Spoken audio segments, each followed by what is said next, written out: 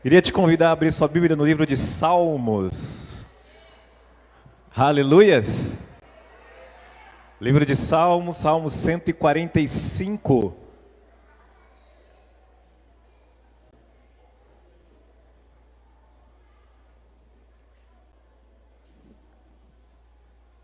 Glória a Jesus. Quem achou, diga amém. Quem não achou, diga amém também. Salmo 145, versículo 4. Quem aqui gostaria de deixar um grande legado na face da terra? Quem gostaria de deixar um grande legado na face da terra? Você pode levantar suas mãos? Continua com a sua mão levantada. Quer deixar um grande legado na face da terra? Senhor, o Senhor está vendo as mãos levantadas, Pai. O Senhor está vendo, viu? Se depois que eu pregar, não continuar crendo, querendo o que eles falarem, isso é responsabilidade deles, não é minha não. Glória a Deus, pode abaixar a mão. Aleluia. Salmo 145. A palavra do Senhor diz assim, versículo 4. Uma geração contará a outra a grandiosidade dos teus feitos. Eles anunciarão os teus atos poderosos. Uma geração contará a outra a grandiosidade dos teus feitos. Quem é que vai contar a próxima geração a grandiosidade daquilo que Deus tem feito? Diga eu. Diga eu com mais convicção. Isso tem a ver com deixar um legado. E esse legado passa por preparar a próxima geração, contar a próxima geração a grandiosidade dos feitos do nosso Deus. Quem ainda quer deixar um grande legado na face da terra? Aleluias! Para que eu deixe um grande legado na face da terra, eu preciso entrar debaixo desse plano de contar à próxima geração aquilo que Deus fez, aquilo que Ele faz e aquilo que Ele vai fazer. Eu gosto de uma frase do Bill Johnson que ele diz assim: meu objetivo não é construir uma igreja grande, mas levantar grandes homens de Deus. Você entendeu o que eu acabei de falar? Vou repetir. Ele diz assim: meu objetivo não é construir uma igreja grande, mas levantar grandes homens de Deus.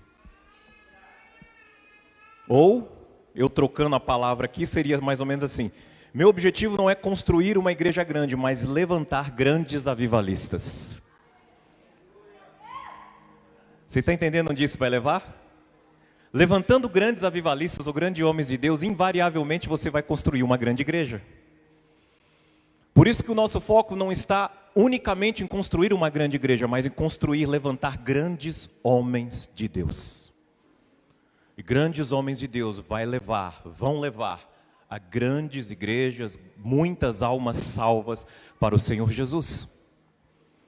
Por isso que essa mensagem, uma geração contará a outra a grandiosidade dos teus feitos, ela nos coloca diante de uma responsabilidade e também de um privilégio de participar daquilo que Deus está construindo na face da terra. Você gostaria de participar daquilo que Deus está construindo na face da terra? Ou seja, se nós queremos causar um grande impacto na face da terra, nós precisamos aprender com aquele que causou o maior impacto enquanto esteve nesta terra, o maior impacto de todos os tempos, o maior impacto que ele causa até hoje. De quem você é discípulo? De quem que você é discípulo? De Jesus. Primeiramente você é discípulo de Jesus, eu e você somos discípulos de Jesus. Ele é o nosso maior exemplo de como causar um grande impacto na face da terra. Seus ensinos são tão poderosos, os ensinos de Jesus, a forma como ele impactou a face da terra, são tão poderosos que eles são usados até hoje, não só pelos cristãos, mas também por aqueles que não seguem a fé cristã. Talvez você não saiba, e talvez isso seja um motivo de motivação para que você possa aprender os métodos de Jesus, possa aprender como ele viveu e caminhou na face da terra. Mas hoje nós temos grandes empresas, grandes empresários, que estão treinando as suas equipes baseado nos métodos de Cristo. Que estão lendo a Bíblia para poder aplicar a Bíblia nas suas empresas. Em outras palavras, eles estão fazendo aquilo que Jesus fez, porque eles descobriram que aquilo que Jesus fez é muito mais eficiente do que qualquer outra estratégia que exista na face da terra. Quantos querem deixar um legado na face da terra? E Jesus, ele foi tão marcante, porque ele carregava o princípio de Salmo 145, versículo 4, no coração dele. Ele entendia muito bem o que era preparar a próxima geração, o que era levantar a próxima geração. É como se Jesus viesse até na terra, ele entendesse muito bem o chamado e o objetivo para o qual ele estivesse aqui, além de ir até a cruz, morrer e trazer salvação a todos nós que cremos nele. Mas ele também entendia que aquilo que ele estava começando não podia parar. E ele sabia que ele poderia fazer tudo sozinho, amém? Ele poderia fazer tudo sozinho, poderia enviar os anjos, poderia não precisar de nenhum de nós. Mas ele entendeu isso tão bem, que ele escolheu investir a sua vida na vida de outras pessoas. Você pode dizer amém? Você ainda continua querendo deixar um legado na face da terra? Ele escolheu isso com muita convicção. Ele escolheu cuidar de pessoas, cuidar de vidas. E ele escolheu discípulos, porque ele sabia que ele tinha um tempo determinado sobre a face da terra. Da mesma forma, os discípulos sabiam que também eles tinham um tempo determinado sobre a face da terra. De igual forma, eu e você sabemos que nós também temos um tempo determinado sobre a face da terra. Você pode dizer amém? Isso significa que aquilo que nós recebemos, aquilo que nós somos, aquilo que nós vivemos, recebemos, não vai ter continuidade, não vai dar continuidade, se nós não passarmos isso para outras pessoas. Se nós não prepararmos a próxima geração. Se nós não transmitirmos o legado que nós recebemos de Cristo. Você pode dizer amém? Para que isso não morra conosco, nós precisamos dar continuidade àquilo que Cristo começou. Isso significa investir a nossa vida na vida de outras pessoas. Existe uma frase conhecida que diz assim que sozinho eu posso ir mais rápido, mas juntos, o que acontece? Nós vamos mais longe. Então imagine um barquinho, né, todo veloz, ele com certeza ele anda em alta velocidade. E aí você pega um barquinho, você sozinho ali dentro do barco talvez, e você sai, parte na frente em direção ao mar aberto. Mas não muito longe a gasolina vai acabar, porque é um barquinho pequeno com uma capacidade reduzida. Mas um grande navio, um grande barco com capacidade para mover e se andar durante quilômetros, dias, meses, com certeza ele vai muito mais longe. Então quanto mais pessoas eu e você prepararmos, mais longe o legado que nós estamos estabelecendo na face da terra vai perdurar para as próximas gerações. Você já parou para pensar nisso? Você já parou para pensar nisso? Porque pensar sobre legado faz de mim e de você que nós vivamos a nossa vida de uma forma intencional. No sentido de que a pergunta que eu me faria hoje, talvez você se faça hoje é: em quem eu estou investindo a minha vida? Essa é para refletir. Em quem eu estou investindo a minha vida hoje, para que o meu legado possa ser transferido, transmitido às próximas gerações? O que eu estou fazendo hoje de forma prática? Logo, pensando nisso, você pode olhar na vida de Jesus, não sei se você já parou para prestar atenção nisso, que Jesus ele não se negou a ministrar para as multidões, amém? Jesus pregava às multidões, sim ou não? Jesus, ele pregou, ele ministrou para as multidões, mas principalmente como um bom mestre, ele fez discípulos. Você está entendendo o que eu estou dizendo? Ele fez discípulos. E dentre esses discípulos, ele escolheu 12 o quê? 12 apóstolos. Em Lucas 6,12 está escrito assim: num daqueles dias, Jesus saiu para o monte a fim de orar, e passou a noite orando a Deus.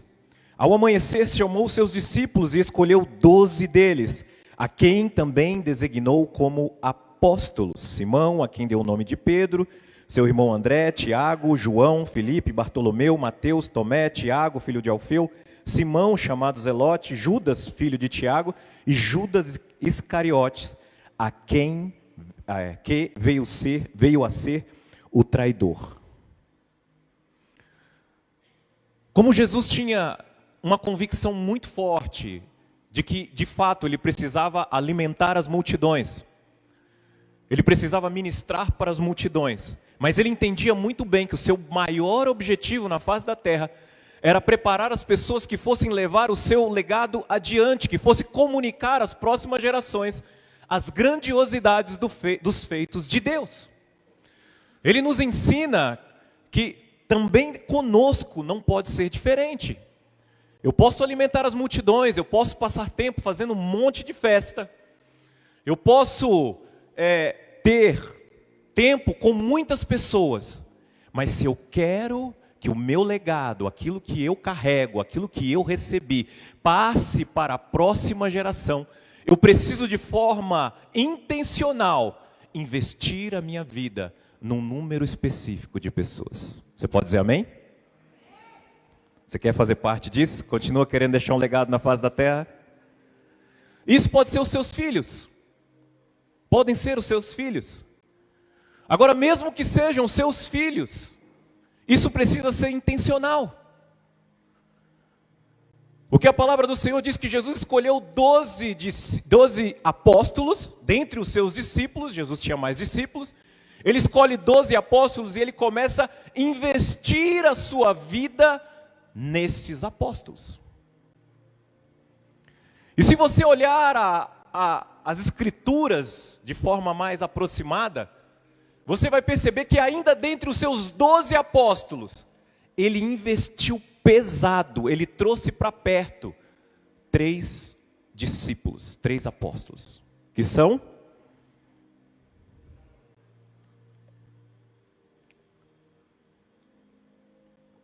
mais alto.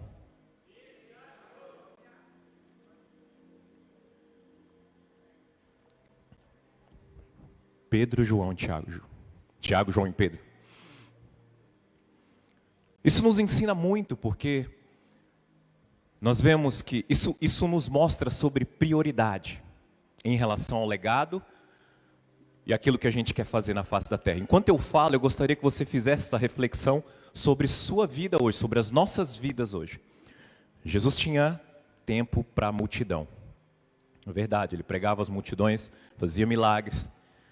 Jesus tinha tempo para discípulos. Jesus tinha mais discípulos do que aqueles 12 que nós conhecemos.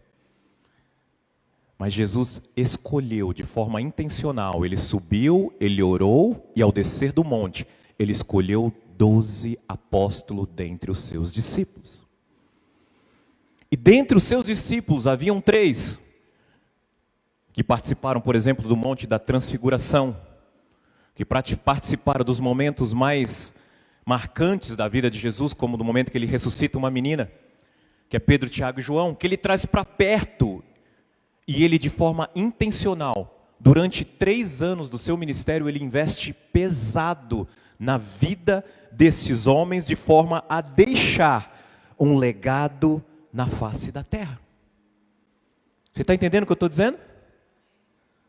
Isso significa que cada um de nós que nos chamamos cristãos, que temos essa intenção de deixar um legado na face da terra, Nós deveríamos escolher pessoas, investir nossa vida em pessoas, as quais nós as traríamos para perto, e investiríamos a nossa vida nelas. Passando o legado que nós recebemos para que esse legado chegue adiante. Você lembra quando o juiz fala que eu sempre digo que essa é uma das passagens que mais me assusta. Juízes 2 diz assim: surgiu uma geração que não conhecia o Senhor. Surgiu uma geração que não conhecia o Senhor. Para surgir uma geração que não conhecia o Senhor, uma geração falhou em passar o legado. Diga: eu não. Deus me livre.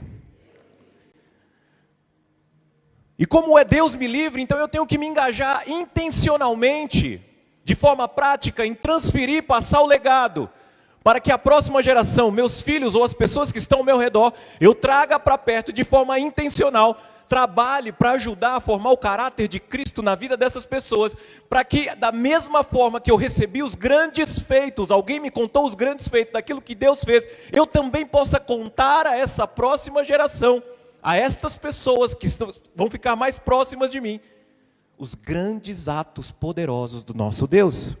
Amém? E o que eu vou fazer com essas pessoas?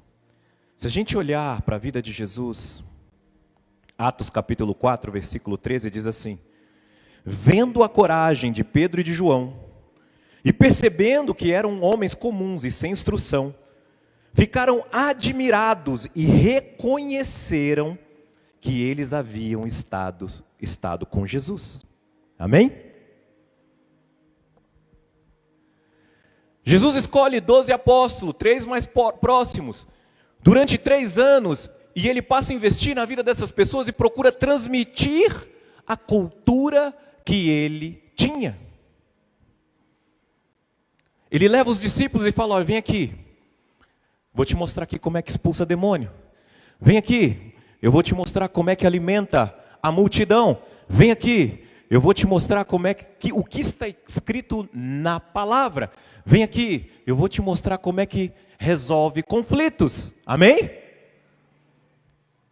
Jesus não ficou batendo papo, jogando bola, jogando pebolim com os discípulos. Quem gosta de jogar pebolim? Também gosta. Jesus não ficou jogando bilhar com os discípulos, não ficou jogando conversa fora, falando de crochê. Há tempo para todas essas coisas.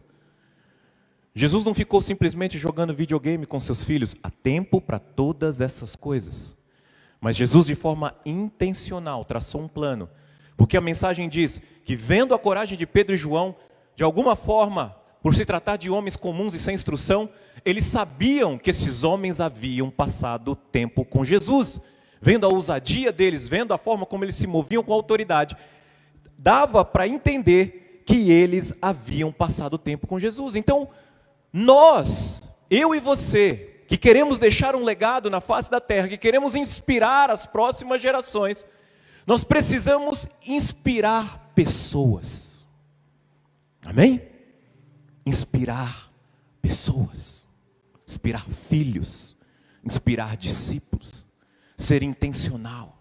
Filho, senta aqui. Eu quero te falar sobre Jesus. Eu quero te falar sobre o que Ele fez. Eu quero te falar sobre o que Ele faz. Olha como Jesus faz.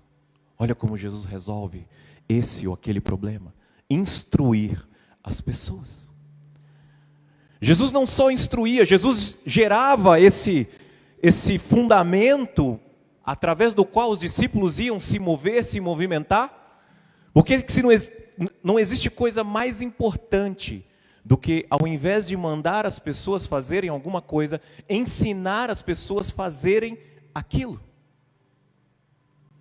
Se a gente manda as pessoas fazerem as coisas, elas nunca vão aprender porque elas estão fazendo o que elas estão fazendo.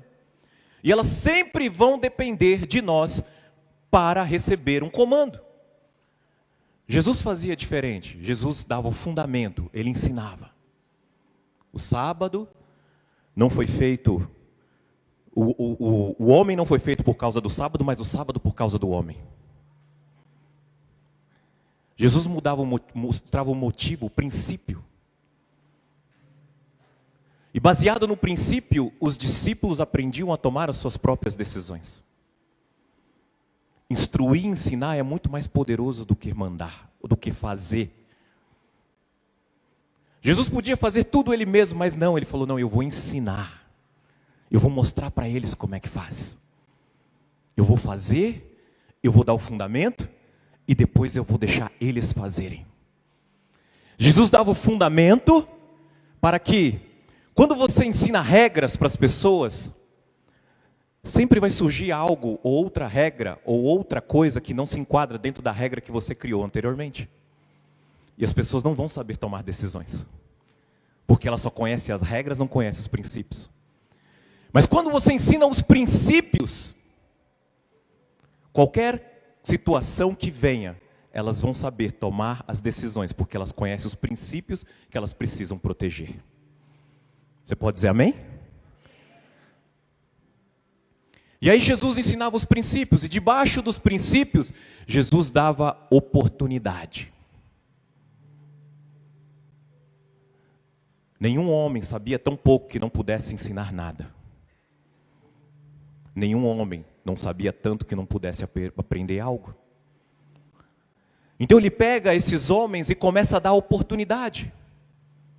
É outro princípio da geração, da geração de novos filhos, de criação de legado. Se nós queremos gerar filhos, discípulos, pessoas que vão levar adiante aquilo que nós carregamos, aquilo que nós temos, nós precisamos dar oportunidade. Ainda que essa pessoa pareça muito simples, ainda que ela pareça ser muito limitada, sempre há algo que alguém possa fazer. Amém? Jesus dava oportunidade. E de vez em quando dava BO. Jesus, trouxemos esse menino aqui para seus discípulos expulsar o demônio quase bateu neles. Jesus não olhava por aquilo que eles estavam demonstrando, mas por aquilo que eles eram. Você está entendendo o que eu estou falando? Jesus sabia que eles eram filhos de Deus. Ainda iam se converter, mas sabia que eles carregavam a centelha de Deus dentro dele, assim como cada um de nós carregamos. Então Jesus olhava para aquelas situações, para aqueles homens que tinham as suas dificuldades, os seus tropeços, mas ele não olhava para eles pelos tropeços e por aquilo que se aparentava. Ele olhava para eles pelos que eles eram, filhos de Deus. E por olhar por aquilo que eles realmente eram, Jesus sabia que eles eram capazes de fazer qualquer coisa em Cristo Jesus. Então, quando nós olharmos para pessoas, quando você olhar para pessoas, você e eu precisamos acreditar nelas, para que nós possamos investir de fato acreditando que aquelas pessoas podem ser e serão as próximas pessoas que vão tocar as próximas gerações, acreditando em todo mundo. Jesus deixou a melhor estratégia para cada um de nós, para que nós pudéssemos mudar o mundo. Quem quer mudar o mundo? Quem quiser mudar o mundo, comece mudando a vida de uma pessoa.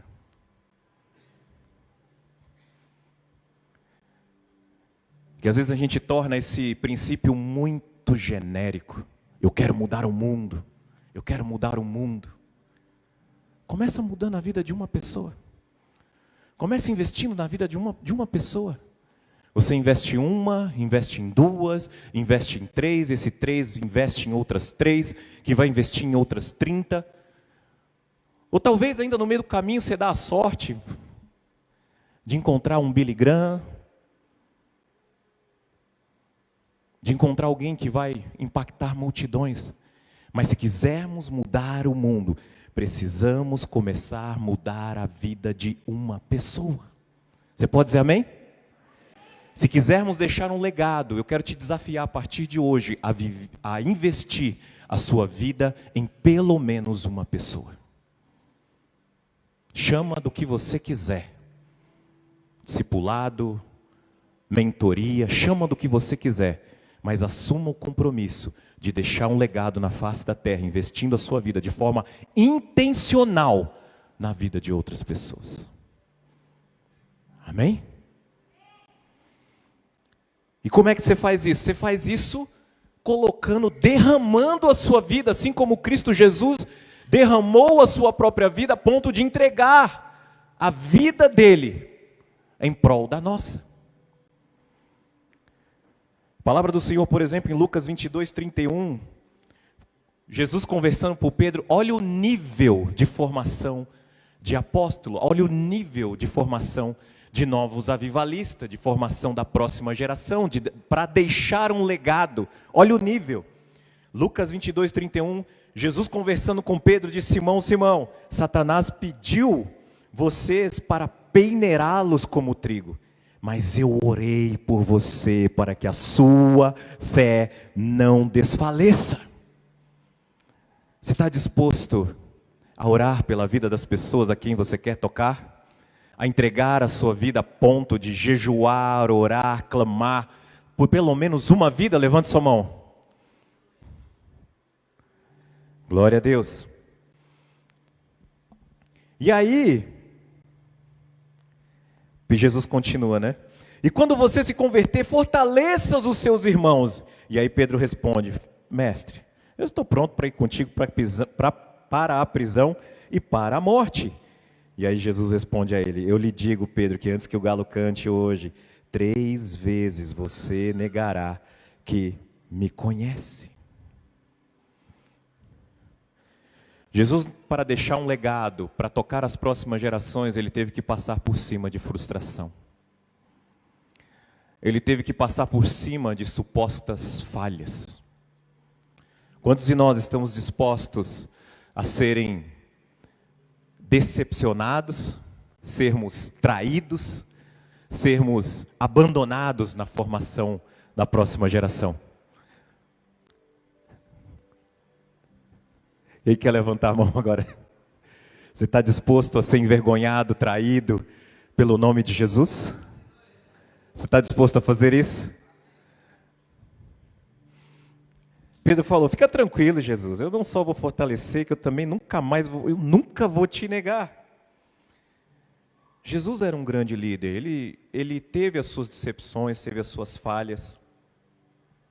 Você lembra, por exemplo, em Lucas 22, 45, quando ele deixa os discípulos, seus discípulos mais próximos, lembra? Os discípulos mais próximos, que ele estava caminhando de perto, que eram os caras que ele acreditava, e ele vai ali orar, no Getsêmani, e aí ele volta, como é que estavam os discípulos?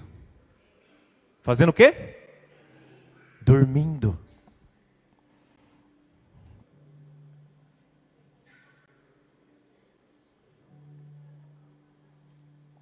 Por acaso tem alguém na sua vida por quem você investiu e aconteceu alguma coisa parecida com isso?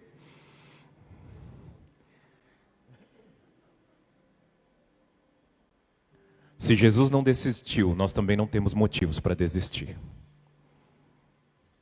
Você pode dizer assim: eu, assim como Jesus, não desistirei das vidas que o Pai me der.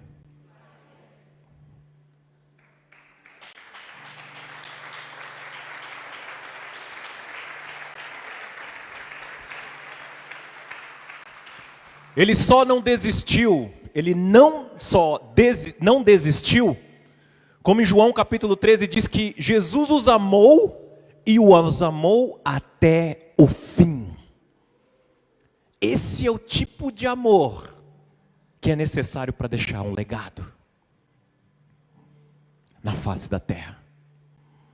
A não ser que você seja o cara mais sortudo da face da terra, o cristão mais sortudo, que só pega gente que nunca vai te decepcionar você.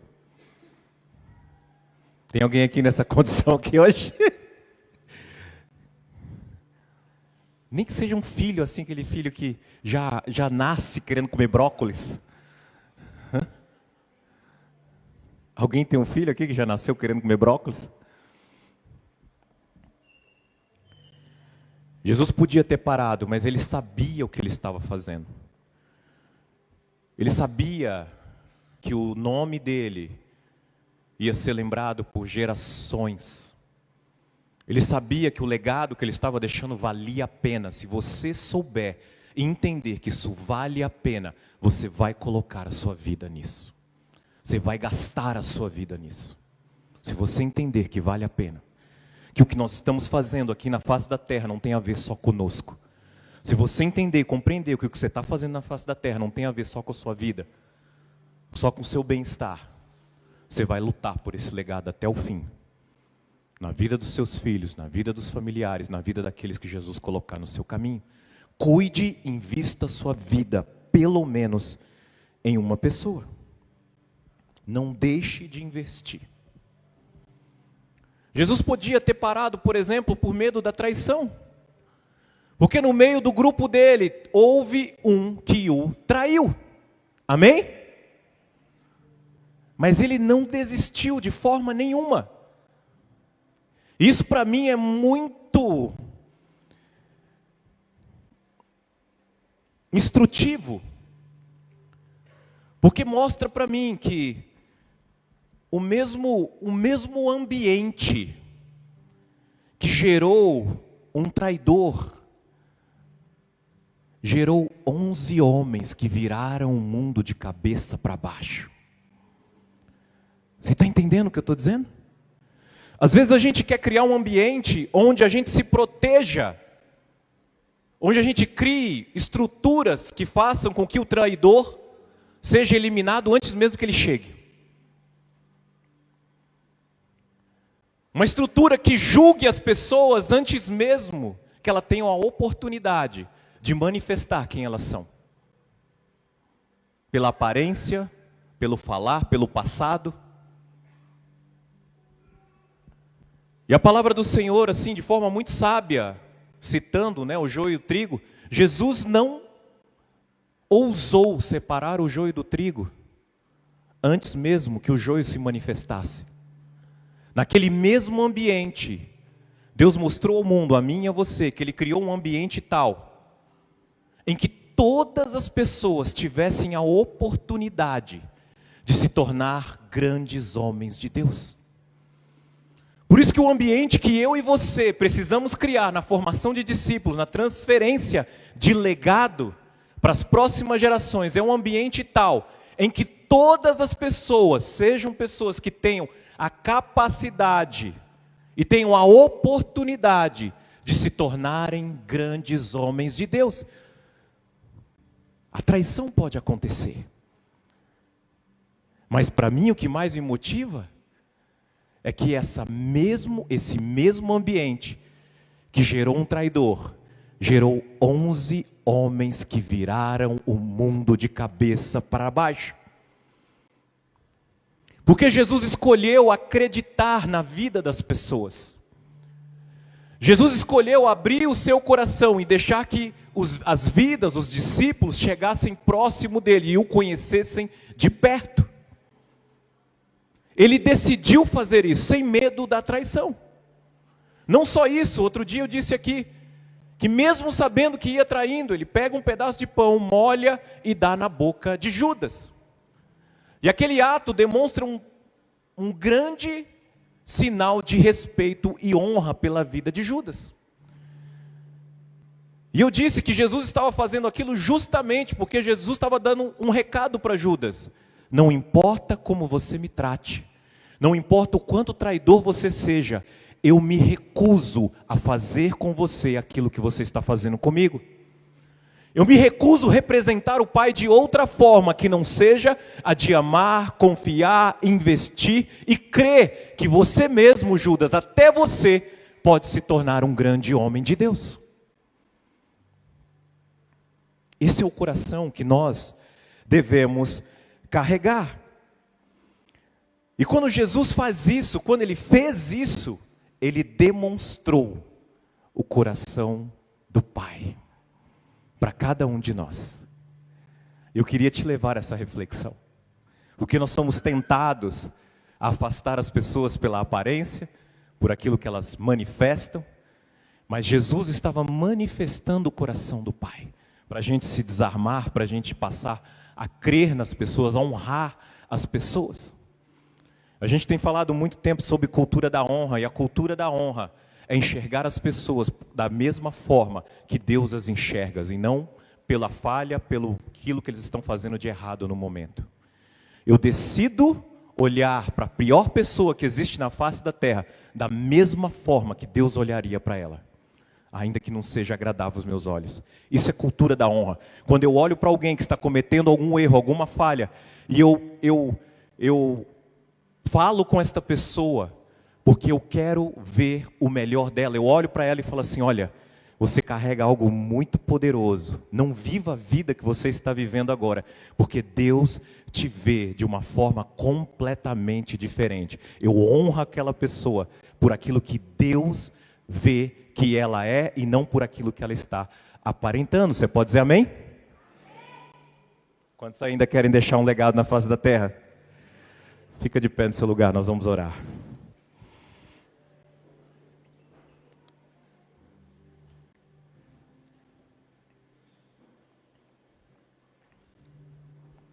Feche seus olhos.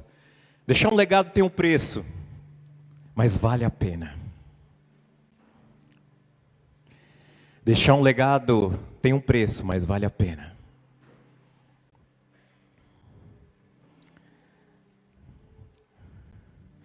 Eu lembro da mulher do vaso de alabastro que, ao quebrar, despejar aquele perfume caríssimo sobre Jesus, e os discípulos tentando, principalmente Judas, tentando fazer com aquilo não acontecesse, Jesus vira para os seus discípulos e diz: aquilo que essa mulher fez, está fazendo, será lembrado em toda a história. Aquilo que você estiver plantando hoje, na vida de outras pessoas, vai ser lembrado durante toda a história. Seus filhos vão levar o seu legado à frente. Deus disse para Abraão: farei de você uma grande nação, povos tão numerosos como a areia do mar e as estrelas do céu.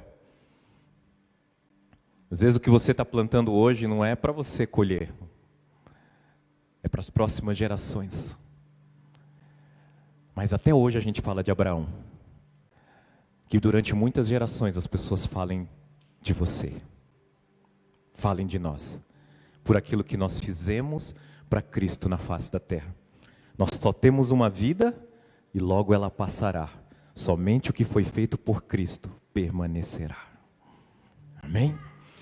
Pai, em nome de Jesus, eu quero te dar graças, Deus, te louvar, te agradecer e pedir, ó Deus, que o Senhor possa falar aos nossos corações através dessa palavra, de forma que nós venhamos refletir, Senhor, sobre o quanto nesse aspecto do discipulado, da formação da nova geração, em deixar um legado, quanto disso, papai, nós temos colocado em prática nas nossas vidas. Gera em nós, Senhor, um coração amoroso, um coração, Senhor, disposto a levantar os próximos grandes homens e mulheres de Deus, os próximos avivalistas, que vão virar este mundo de cabeça para baixo, em nome de Jesus. A igreja do Senhor diz?